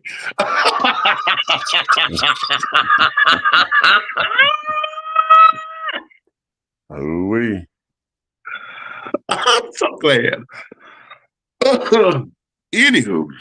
And my name's Larry. Right, okay. But listen, children, on that note, honey, because I'm starting to repeat myself umpteen times or whatever, but we want to make sure that you guys get the point and understand it. Yeah. I want you guys to take this conversation and take it to your friend circles and things, and let's continue it. In fact, I want you guys, your homework assignment is to bring me a new argument. You know what? I'm glad you're right there, what you just said. Okay. Here's the best thing that you can do. When you're spending your intimate moments in your time alone with your friends and loved ones, that you ones you care about in your inner circle, sit around the table and have a few cocktails, and everybody take out a piece of paper. Write down the most intimate subject matter that you would like opinions of others besides yourself. Oh, good. Ball them up. Put them in a hat. Shake the hat around, or a jar, or can, shake it around. And then everybody pull a card from that card. Half deck, pull a card. Whoever gets the highest card goes first. That means you get to pull anything out of there. You can't look. You just pull it out and you read it. And you all start a conversation. And every subject matter gets 10 to 15 minutes. That gives everybody a time to be opinionated. And you can learn so much, not about just other people, but about yourself. Ooh. Yeah. This is an awesome game to play with people that you have loved and care about, have been in your circle for years. Mm-hmm. Because you'll find out somebody you know 10 years, you know absolutely nothing about. Right. I just want to share that with you all. Love y'all. Keep it coming in. Jesse, please don't forget to send that schedule because we are through there by 12:45. We're gonna be okay. You know what I'm saying? But good God Almighty.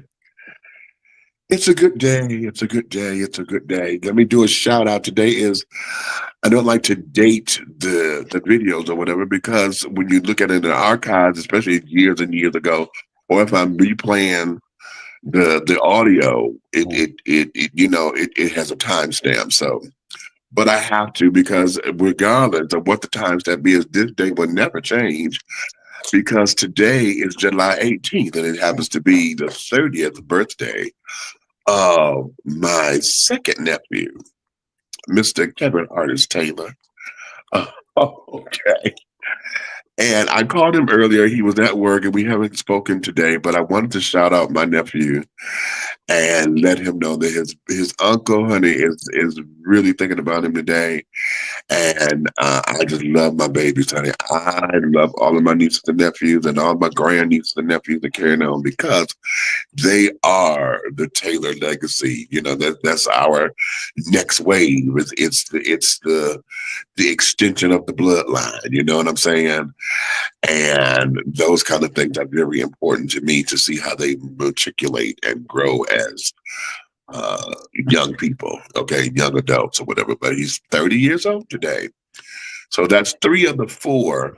My niece is coming up in October. The first 4 of the grandbabies, honey, were born all in 1995. So he's the 3rd one.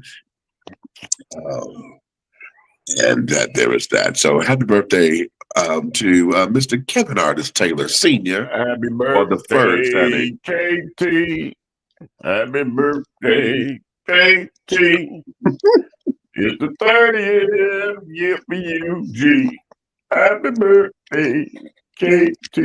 Right. Yeah. Also, very happy birthday to my son, my junior.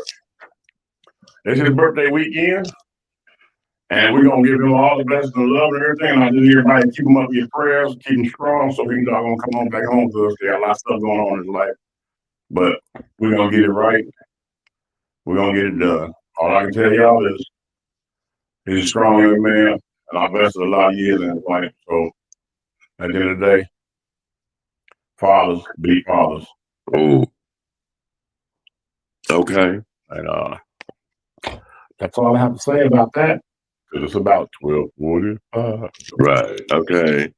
So on that note, listen, darlings, you may finish all of your crumpets, darlings, because the tea has been dished, and you've been dishing tea, darlings, with the big meat and the big red fellow over there, honey, also known as the big guy ally.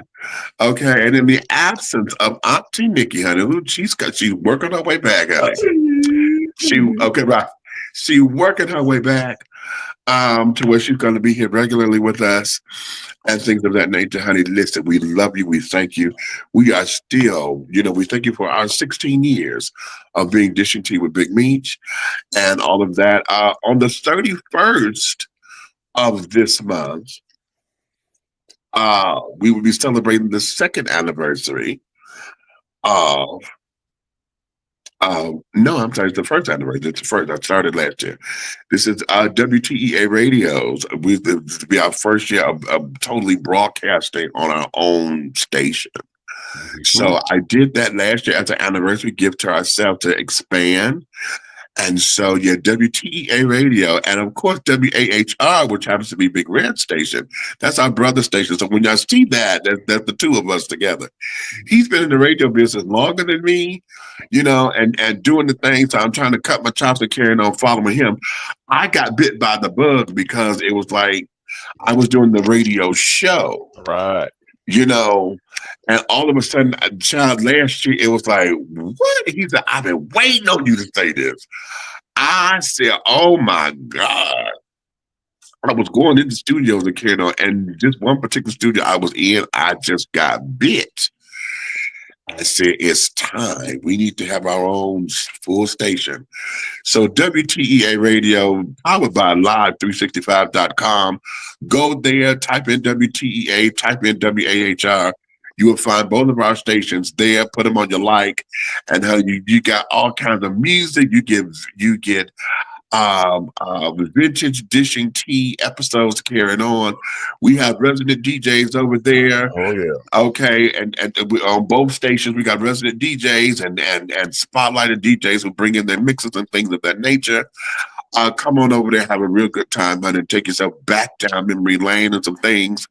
You get introduced to some new music and carrying on and all of that and having a good time. So do that. Okay. So on that note, listen, if you love us, like you say you do, honey, you can tell all of your friends, your family, honey, your good Judies and everybody, tell them to come on in to like, subscribe, and to share And with you us. do. You love us. Yeah. Okay. But if you hate us, you got the neck roll, you don't like something I said, you don't like the gay shit or Even whatever. if you can't neck roll with all your chains on. Okay. You can tell all of your motherfucking enemies to come over here and to like, subscribe, and to share.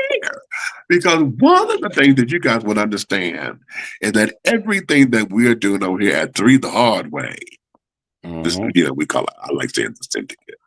Everything that we're doing over here at Three the Hard Way, honey, in any way, shape, style, form, and or fashion, will move forward. Okay. With or without you. With or without you, honey. Okay. And that's gospel right there. So, honey, on that note, honey, we thank you, we love you, we appreciate you. And we're gonna see you guys next time. Okay. So wait a minute, see. Oh God, humble me this way because I'm supposed to have this damn thing. Here we go.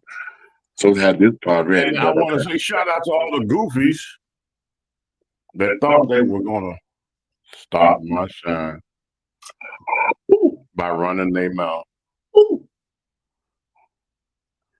Okay. But you keep running. Somebody's behind you with a diamond touch. Go ahead.